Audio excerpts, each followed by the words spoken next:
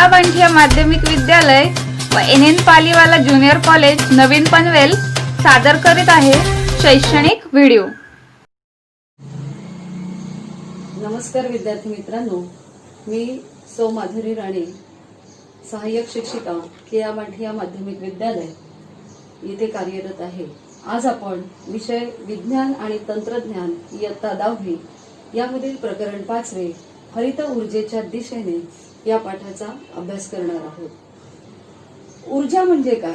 तर ऊर्जा म्हणजे एखाद्या पदार्थात कार्य करण्याची क्षमता, त्यालाच ऊर्जा असे म्हणतात। या ऊर्जेचे 2 प्रमुख प्रकार आहेत। एक आहे स्थितीज ऊर्जा आणि दुसरी आहे गतिज ऊर्जा।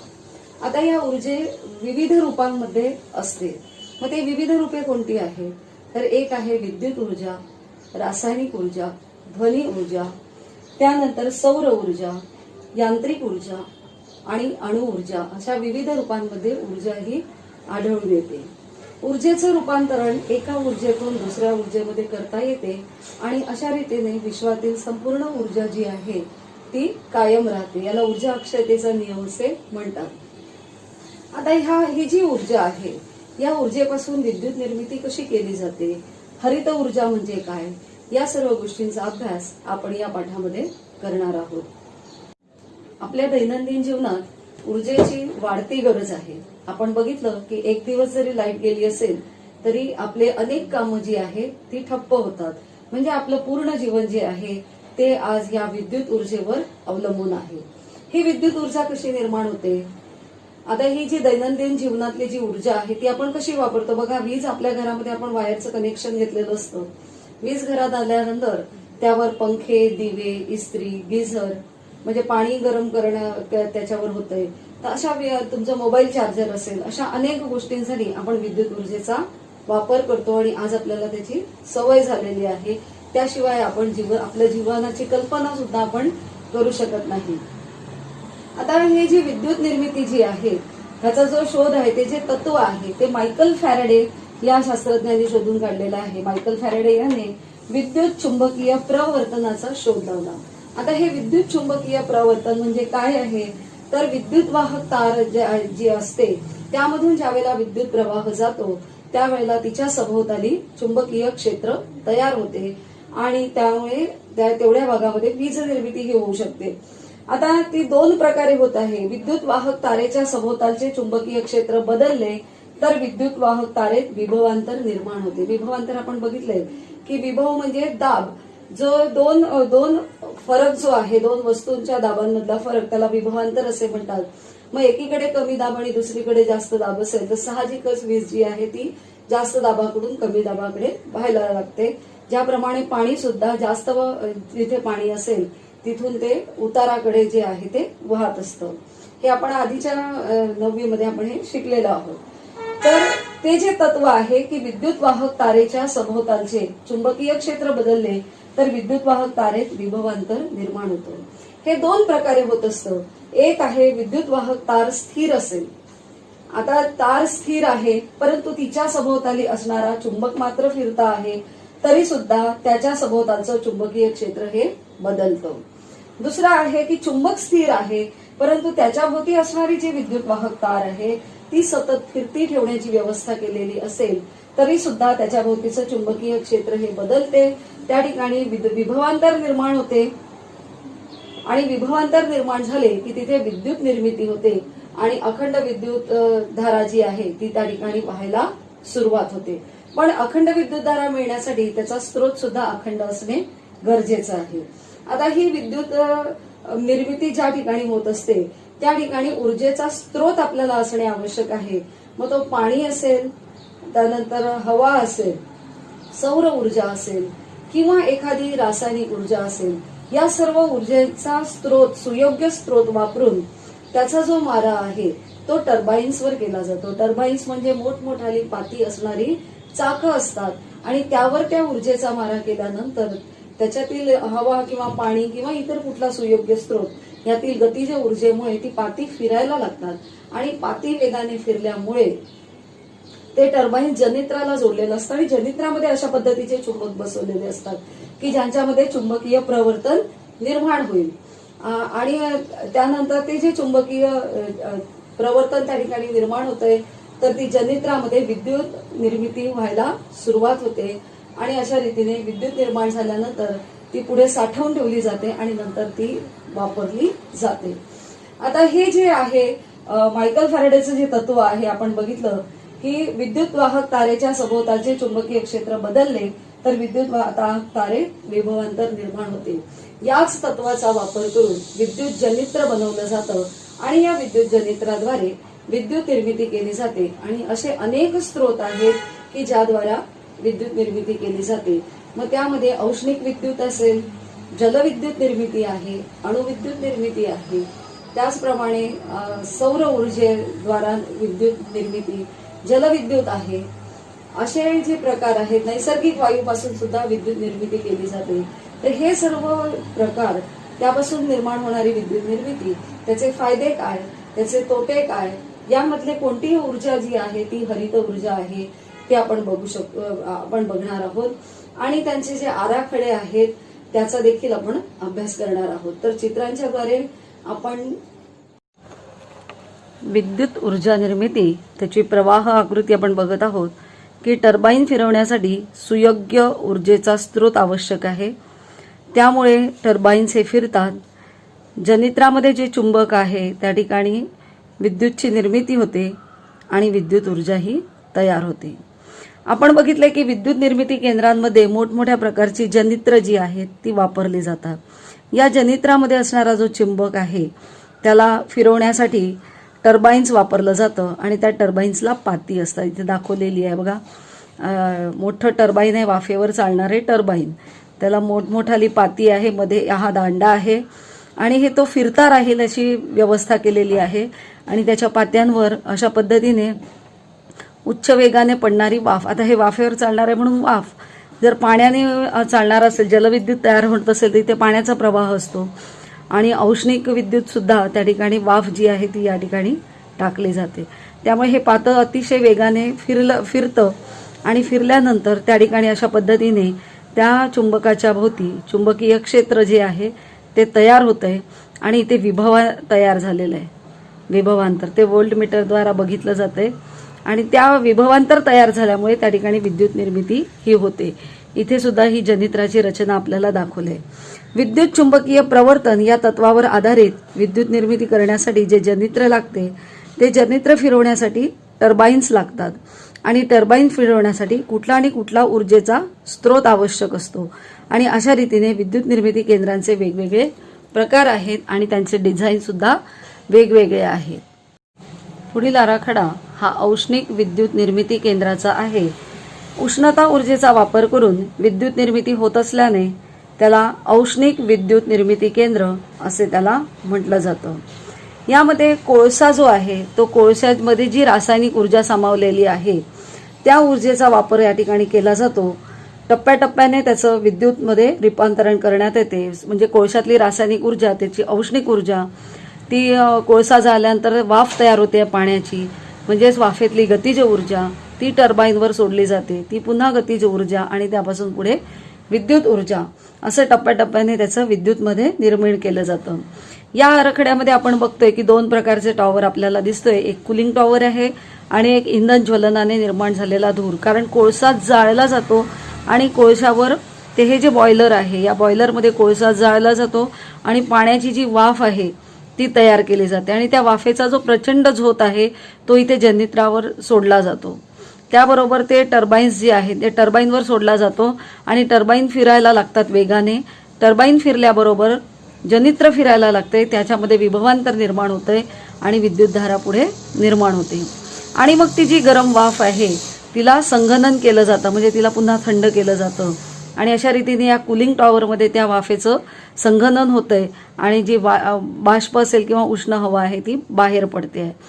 तर अशा रीतीने या औष्णिक विद्युत निर्मिती केंद्रामध्ये कोळशापासून वीज निर्मिती केली जाते. आता या औष्णिक विद्युती निर्मिती पद्धतीतल्या समस्या कोणत्या आहेत तर कोळशाच्या ज्वलनाने काय निघालेलं आहे, इथे कार्बन डायऑक्साईड निघालेलं आहे. त्याचबरोबर सल्फर डायऑक्साईड, नायट्रोजन ऑक्साईड असे घातक वायू वातावरणामध्ये उत्सर्जित होतात. कोळशाचे जे सूक्ष्म कण आहेत त्या इंधनाचे ते सुद्धा यामध्ये असतात आणि त्यामुळे तिथे आजूबाजूला राहणारे जे लोक आहेत त्यांना श्वसन संस्थेचे गंभीर जे प्रकार आहे विकार ते उद्भवू शकतात.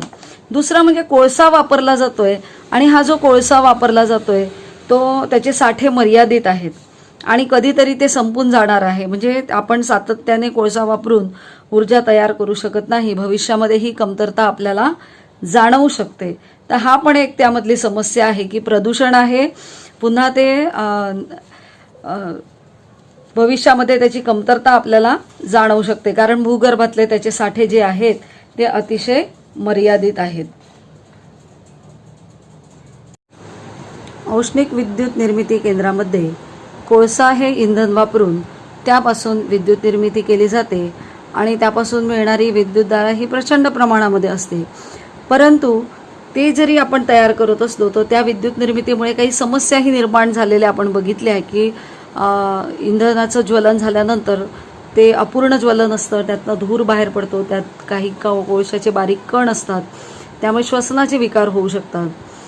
तर महाराष्ट्रामध्ये असं हे ऊर्जा निर्मिती केंद्र कुठे आहे तर औष्णिक विद्युत निर्मिती केंद्र महाराष्ट्रामध्ये चंद्रपूर या ठिकाणी आहे. चंद्रपूर जिल्ह्यामध्ये कोळशाच्या खाणी आहेत, त्यामुळे त्या खाणीमधनं कोळसा काढल्यानंतर तिथे जवळच हे औष्णिक विद्युत निर्मिती केंद्र उभारलेले आहे, जेणेकरून कोळसा ट्रान्सपोर्टचा जो खर्च आहे तो त्या ठिकाणी वाचवला जातो. आणि आपण त्याचा प्रवाही आकृती जर बघितली औष्णिक विद्युत निर्मितीची, ते इंधन कोळसा वापरलेलं आहे, कोळसा जाळला, त्यापासून पाण्यावर वाफेच्या निर्मितीसाठी बॉयलर आहेत, त्या बॉयलरमध्ये पाणी तापवलं, ते वाफ निर्माण झाली, ती वाफ जी आहे ती टर्बाईनवर सोडण्यात आली. टर्बाईन म्हणजे मोठी पाती असलेली चाकं, ती फिरायला लागली, फिरायला लागल्यानंतर ती जी ऊर्जा आहे ती जनित्राकडे गेली, जनित्रसुद्धा फिरायला लागलं आणि ते अतिशय वेगाने फिरायला विभवांतर तयार झालं आणि विद्युत ऊर्जेची निर्मिती झाली. आणि या ठिकाणी वाफेवर जाळणारं जे टर्बाईन आहे तिथून जी वाफ आहे ती पुन्हा वाफ ती संघनन तिचं केलं जातं आणि त्या पुन्हा तिला बॉयलरकडे पाठवलं जातं. तर अशा पद्धतीने औष्णिक विद्युत निर्मिती केंद्राद्वारे आपल्याला विद्युत निर्मिती ही केली जाते. पुढील आराखडा जो दिसत आहे तो आहे अणु ऊर्जेवर आधारित विद्युत निर्मिती केंद्राचा आराखडा. आता या ठिकाणी केंद्रकीय विखंडन ही प्रक्रिया त्या ठिकाणी घडवून आणली जाते. त्यासाठी युरेनियम 235 या अणूवर न्यूट्रॉन्सचा मारा केला असता त्याचं युरेनियम 236 या समस्थानिकामध्ये रूपांतरण होते आणि तो अतिशय अस्थिर असतो आणि त्याचे बेरियम आणि क्रिप्टॉन असे विखंडन होत आहे त्यांच्यामध्ये आणि त्याच्यासोबत हे असे 3 न्यूट्रॉन सुद्धा बाहेर पडतात. आणि किती ऊर्जा बाहेर पडते एकाच वेळेला तर 200 मेगावॅट एवढी ऊर्जा त्याच्यातनं बाहेर पडते. आता हे जे निर्माण झालेले 3 न्यूट्रॉन्स आहेत ते पुन्हा दुसऱ्या एखाद्या युरेनियमच्या एका अणूमध्ये शोषले जातात आणि पुन्हा त्यातून बेरियम, क्रिप्टॉन आणि हे असे 3 न्यूट्रॉन हे पुन्हा बाहेर पडतात. म्हणजे ही जी साखळी आहे बघा ती वाढतच चाललेली आहे, ती कुठेहीच निघत नाही आणि प्रत्येक एका याच्यापासून विखंडन झाल्यानंतर 200 मेगावॅट इतकी ऊर्जा बाहेर पडते. म्हणजे प्रचंड प्रमाणात ऊर्जा जी आहे ती बाहेर पडते. परंतु ही जी साखळीची प्रक्रिया आहे ती जर वातावरणामध्ये उघड्यावर घडून आली तर प्रचंड ऊर्जा निर्माण होऊन मनुष्य हानी होऊ शकते, निसर्गाची हानी होऊ शकते. म्हणून ती अणुसंयंत्रामध्ये ती संयंत्रित करतात. हे अणुसंयंत्र आहे आणि त्या ठिकाणी ते नियंत्रक कांड्या वापरलेल्या आहेत आणि त्याचा जो न्यूट्रॉन्स निघण्याचा जो रेट आहे तो कमी केला जातो आणि त्याद्वारा ती जी साखळी प्रक्रिया पूर्णपणे नियंत्रित करतात आणि त्यापासून निर्माण होणारी जी ऊर्जा आहे तिचा वापर केला जातो. आज आपण बघितलं तर जगात संपूर्ण जगामध्ये केवळ 11% एवढी ही जी अणुऊर्जा आहे ती वापरली जाते आणि भारतात तर केवळ 2% या अणुऊर्जेचा वापर केला जातो. अणुऊर्जेपासून विद्युत निर्मिती केली जाते. महाराष्ट्रामध्ये ठाणे जिल्ह्यातील तारापूर येथे आपलं विद्युत निर्मिती केंद्र आहे आणि त्या ठिकाणी अशा पद्धतीने युरेनियम अणूपासून विद्युत निर्मिती केली जाते. आता ही जी अणुऊर्जा आहे यामध्ये कोळशासारखं खनिज इंधन वापरलं जात नाही, परंतु निसर्गातच आढळणारे युरेनियम असेल यासारखे जे जड मूलद्रव्ये आहेत, थोरियम, त्यांचा वापर त्या ठिकाणी केला जातो. त्यामुळे वायू प्रदूषणासारखी समस्या जरी उद्भवत नसेल तरी अणुइंधन हे पुरेसे उपलब्ध नाही, आणि ते जर पुरेसे उपलब्ध झालं तर हा विद्युत ऊर्जेला एक चांगला पर्याय जो आहे तो ठरू शकतो. समस्या काय आहेत तर अणु ऊर्जा निर्मिती केंद्रात जर आण्विक इंधनाचे अणु विखंडन झाल्यानंतर होणाऱ्या पदार्थांमधून धोकादायक आण्विक प्रारणे बाहेर पडतात. ही जी प्रारणे बाहेर पडत आहेत ती आण्विक प्रारणे असतात, आणि त्यामुळे हा जो कचरा आहे या अणुसंयंत्रामधला जो काही कचरा आहे तो उघड्यावर जरी फेकला तर ही जी प्रक्रिया आहे ती त्या कचऱ्यामध्ये सुरूच राहते. म्हणजे त्या ठिकाणी ती ऊर्जा बाहेर पडण्याची क्रिया सुरू असते, आणि ही प्रारणे मनुष्य, प्राणी किंवा इतर कुठल्याही प्राण्यांच्या शरीरावर सातत्याने जर पडत असतील तर त्यांना कॅन्सरकारी जे रोग आहेत ते त्यांना होऊ शकतात, आणि ते कॅन्सर झाल्यानंतर ते जे रोग आहेत ते दीर्घकाळपर्यंत चालतात आणि त्याचा त्रास होतो. तर ही एक मोठी समस्या त्याची निर्माण झालेली आहे की ह्या कचऱ्याची विल्हेवाट कशी लावायची. अणुऊर्जा निर्मितीमध्ये केंद्रात जर अचानकपणे अपघात घडला तर त्यातनं निघणारे जे आण्विक प्रारणे ती प्रचंड प्रमाणामध्ये असतात, आणि त्यामुळे प्रचंड प्रमाणात जीवितहानीही होऊ शकते.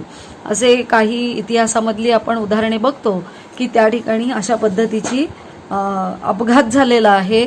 त्या अचानकपणे आलेले जे काही नैसर्गिक आघात असतात त्यामुळे त्या अणुभट्ट्यांची विल्हेवाट लागली आणि त्यातनं प्रचंड प्रारणे बाहेर पडून जीवितहानी झालेली आहे. याच युरेनियमच्या अणूपासून जर अणुबॉम्ब तयार केला तर त्याचे सुद्धा दुष्परिणाम आपण बघितलेले आहे की जपानच्या हिरोशिमा आणि नागासाकी या 2 शहरांवर जे अणुबॉम्ब टाकलेले होते त्या ठिकाणी युरेनियम याच अणूचा वापर केला होता, आणि ही जी केंद्रकीय विखंडन प्रक्रिया आहे ही त्या ठिकाणी उघड्यावर घडून आलेली होती. इथे जी नियंत्रित केलेली आहे ती वातावरणात उघड्यावर घडून आली, आणि त्यातनं प्रचंड प्रमाणामध्ये उष्णता जी आहे ती बाहेर पडली, आणि त्यामुळे तिथे जी हानी आहे, जीवितहानी ती भरपूर प्रमाणामध्ये झाली. असं म्हटलं जातं की पाण्याने भरलेलं तळंसुद्धा एका क्षणात ते पाणी वाफ बनून उडून गेलेलं. म्हणजे इतकी प्रचंड ऊर्जा या अणुबॉम्बने त्या ठिकाणी निर्माण होते, आणि त्या प्रारणांमुळे तिथल्या लोकांना जे काही कॅन्सर, उरलेले जे लोक आहे जे वाचले थोडेसे ते त्यांना कॅन्सर झालेला, आणि जमीनसुद्धा प्रारणं सातत्याने त्या ठिकाणी असल्यामुळे ती जमिनीतून पण धान्य उगवण्याचं जे प्रमाण आहे ते कमी झालेलं होतं. म्हणजे अशा पद्धतीचे दुष्परिणाम त्याचे दिसून आले. पण तीच प्रक्रिया जर आपण अणुसंयंत्रामध्ये नियंत्रित केली तर मात्र आपल्याला त्याच्यापासून विद्युत निर्मिती करता येणे शक्य आहे, आणि तो विजेला एक उत्तम पर्याय आहे. तर या ठिकाणी आपण बघूया अणुभट्टी आहे. अणुभट्टीमध्ये नियंत्रक कांड्या बसवलेल्या. या नियंत्रक कांड्यांचं कार्य काय आहे तर हे जे निघणारे न्यूट्रॉन्स आहेत त्यांचा वेग कमी करणे. झपाट्याने ते निघत असतात तर तो वेग मंदावणे हा या ठिकाणी या कांड्यांचा नियंत्रक कांड्यांचा उपयोग आहे. ती जी ऊर्जा प्रचंड आहे त्याच्यावर पाण्याची वाफ केली जाते. ते पाण्याची वाफ पुन्हा आपले टर्बाईन्सवर टाकली जाते. टर्बाईन्सची पाती फिरतात. टर्बाईन्स फिरली की जनित्र फिरतात. जनित्र फिरल्यानंतर ऊर्जेची निर्मिती होते, विद्युत ऊर्जेची निर्मिती होते. आणि ते जे गरम पाणी आहे त्याला संघनन केलं जातं आणि कूलिंग टॉवरकडे पाठवलं जातं. म्हणजे त्याला थंड केलं जातं आणि नंतर ते पुन्हा वातावरणात बाहेर सोडून दिलं जातं. आता यापासून समस्या आपण बघितलेली आहे की आण्विक कचऱ्याची विल्हेवाट कशी लावायची, ही एक मोठी समस्या झालेली आहे. आणि जर यदाकदाचित अपघात झाला तर त्यामुळे प्रचंड जीवितहानीही होऊ शकते. म्हणजे अणुऊर्जासुद्धा जर एक महत्त्वाचा स्रोत आपण ऊर्जेचा मानला, विद्युत ऊर्जेचा, परंतु तो निर्माण करण्यासाठी त्याचा साठा पुरेसा उपलब्ध नाही आणि त्यापासून काही समस्या देखील आहे. तरीसुद्धा आजच्या काळामध्ये ही आण्विक ऊर्जा जी आहे ती विद्युत ऊर्जेचा एक उत्तम स्रोत म्हणून गणला गेलेला आहे. नैसर्गिक वायूवर आधारित विद्युत निर्मिती केंद्राचा आराखडा. हा जो समोर आपल्याला आराखडा दिसतोय तो नैसर्गिक वायूवर आधारित आहे. आता नैसर्गिक वायू जे आहेत ते म्हणजे निसर्गातनं निघणारे. मुंबईच्या जवळ बॉम्बे हाय आणि वसई हाय असे समुद्रामध्ये आपले 2 जे प्लांट आहेत समुद्रातून खनिज तेल काढण्याचे, त्या ठिकाणी वर नैसर्गिक वायू जळताना आपल्याला नेहमी दिसतो. आता हा जो नैसर्गिक वायूवर आधारित विद्युत निर्मिती केंद्र जी आहे त्याचं ऊर्जेचं रूपांतरण कसं आहे तर नैसर्गिक वायूमध्ये रासायनिक ऊर्जा असते. त्या नैसर्गिक वायूच्या ज्वलनाने निर्माण झालेली जी गतिज ऊर्जा ती टर्बाईनवर सोडली जाते. टर्बाईनची पाती वेगाने फिरतात आणि विद्युत ऊर्जा निर्माण होते. या ठिकाणी दाखवलेला आहे हवा हा स्रोत दाखवलेला आहे, कॉम्प्रेसर आहे, गॅस टर्बाईन्स आहेत, ज्वलन कक्ष दिलेला आहे, उष्ण वायू बाहेर पडण्याची यंत्रणा आहे. आणि अशा रीतीने हवेचा जो स्रोत आहे ते जे इंधन आहे त्यामुळे हे गॅस टर्बाईन्स जे आहेत ते वेगाने फिरतात आहेत आणि त्यामुळे जनयंत्रातले चुंबकसुद्धा त्या ठिकाणी गतिमान होतोय आणि विद्युत ऊर्जेची निर्मिती होते. आता कोळशावर चालणाऱ्या विद्युत निर्मिती संचापेक्षा नैसर्गिक वायूवर चालणाऱ्या संचाची कार्यक्षमता ही अधिक असते, कारण ज्या नैसर्गिक वायूमध्ये सल्फर नसतो आणि त्यामुळे त्याचं प्रदूषण कमी होतं. आता नैसर्गिक वायू संचाचे मुख्य 3 भाग आहेत. एक म्हणजे कॉम्प्रेसर आहे. कॉम्प्रेसरच्या साहाय्याने ज्वलन कप्प्यामध्ये उच्च दाबाची हवा जी सोडली जाते, तिथे नैसर्गिक वायू आणि हवा ही एकत्र येतात, त्यांचं ज्वलन केलं जातं आणि ज्वलन केल्यानंतर अतिउच्च दाबाचा तापमानाचा वायू टर्बाईन्सची जी पाती आहे ज्वलन कक्षातनं ते उष्णता टर्बाईनवर सोडली जाते आणि ते टर्बाईन्स पाती फिरवतो. टर्बाईनला जोडलेले जनित्र जे आहेत ते विद्युत निर्मिती त्या ठिकाणी होते आणि अशा रीतीने टप्प्याटप्प्याने त्या ठिकाणी ऊर्जा निर्मिती ही केली जाते. आता महाराष्ट्रामध्ये ही ऊर्जा निर्मिती कुठे घडून येते, तर महाराष्ट्रामध्ये अंजनवेल जे आहे, या अंजनवेल या ठिकाणी हे नैसर्गिक वायूवर आधारित विद्युत निर्मिती केंद्र आढळून येतं. आता हा जरी आपण बघितलं की कोळशापासून औष्णिक विद्युत निर्मिती असेल किंवा अणुऊर्जेपासून अणुविद्युत निर्मिती असेल किंवा हे आपण आता बघितलं की नैसर्गिक वायूद्वारा विद्युत निर्मिती, हे जरी यापासून मिळणारी जी ऊर्जा आहे विद्युत ऊर्जा आहे ती प्रचंड प्रमाणामध्ये असते, परंतु त्यांच्या समस्या आपण बघितल्या आहे की औष्णिक विद्युतमध्ये धूर जो आहे तो बाहेर पडत आहे, लोकांना श्वसनाचे विकार होत आहे, पुन्हा कोळसा हा साठे मर्यादित आहेत आणि त्यामुळे त्याच्या विद्युत निर्मितीवर त्या क्षमतेवर मर्यादा येतात. त्याचप्रमाणे अणुऊर्जासुद्धा ही निसर्गातनं आढळणाऱ्या युरेनियम, थोरियम यासारख्या मूलद्रव्यांवर आधारित आहे आणि ही मूलद्रव्येसुद्धा निसर्गामध्ये मुबलक प्रमाणामध्ये आढळत नाही, त्यामुळे त्याच्याही वापरावर मर्यादा येतात. त्याचप्रमाणे नैसर्गिक वायू त्यामध्ये सल्फर नाही आहे, त्यामुळे प्रदूषण कमी प्रमाणामध्ये होते, परंतु ते खनिज यामध्ये गणले जाते आणि त्यामुळे हे सर्व पर्यावरण स्नेही नाहीत. म्हणजे यापासून कुठल्या ना कुठल्या प्रकारच्या समस्या ह्या उद्भवल्या जातात आणि त्यामुळे ते पर्यावरण स्नेही नाही. आता आपल्याला आराखड्याची आकृती काढायला त्यामध्ये येऊ शकते. रिकाम्या जागेसाठी आपल्याला आपल्या महाराष्ट्रामध्ये असणारे त्यांची केंद्र कुठे आहेत त्याबद्दल विचारणाही केली जाऊ शकते. त्यानंतर आपण बघूया पर्यावरण स्नेही विद्युत ऊर्जा स्रोत कोणते आहेत. विद्युत निर्मिती प्रक्रिया व पर्यावरण. कोळसा, नैसर्गिक वायू यासारखी खनिज इंधने किंवा युरेनियम किंवा प्लुटोनियम यासारखी आण्विक इंधने वापरून तयार झालेली विद्युत निर्मिती ही पर्यावरण स्नेही नाही.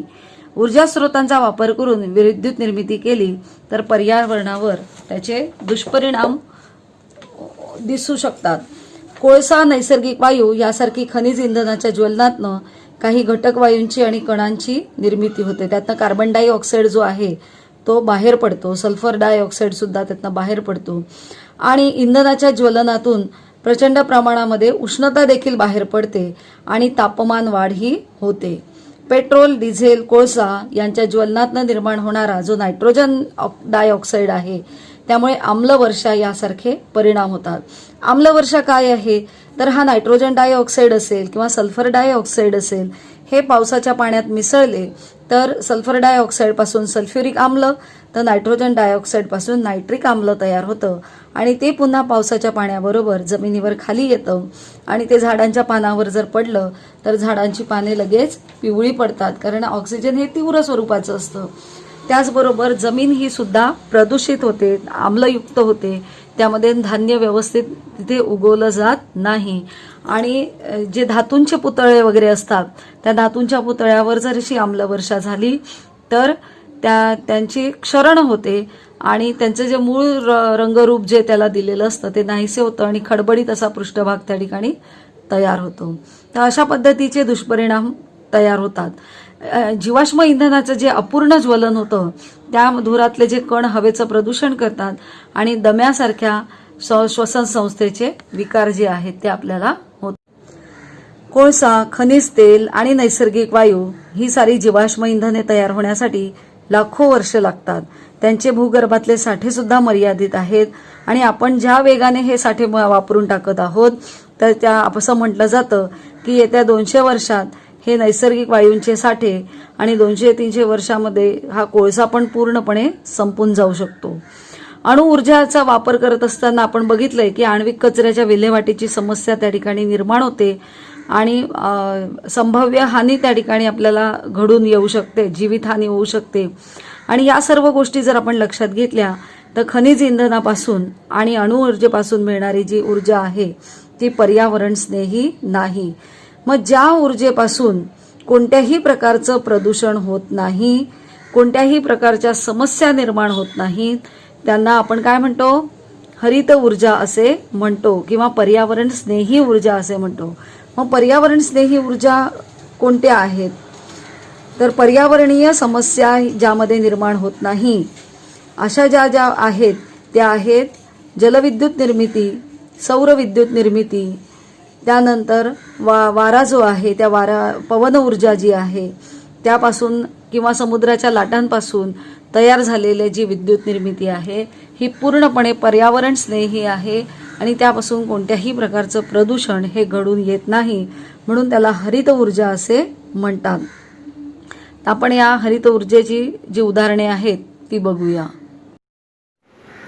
आपले हक्काचे मराठी चॅनल रायगड ओवी न्यूज चॅनल सदैव आपल्यासोबत. रायगड ओवी न्यूज चॅनल नेहमी पाहत रहा, लाईक करा, सबस्क्राईब करा आणि बेल आयकॉनवर क्लिक करायला विसरू नका.